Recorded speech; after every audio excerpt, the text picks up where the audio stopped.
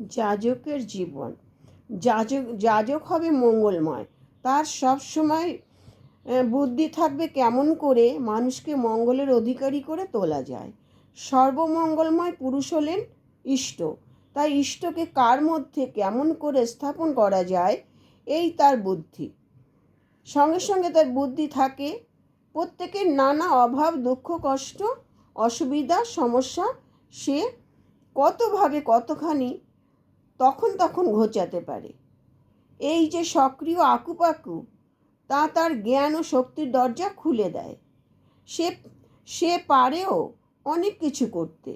সে শুধু কথা কয় না, আর কিছু না পারলে অন্তত তার দরদি স্পর্শ দিয়ে মানুষের প্রাণে তখনই একটা নতুন উল্লাস জাগিয়ে তোলে।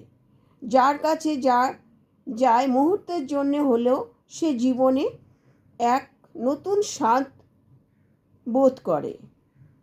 এও কি বড় কম কথা? শ্রী শ্রী ঠাকুর অনুকূলচন্দ্রের কথা।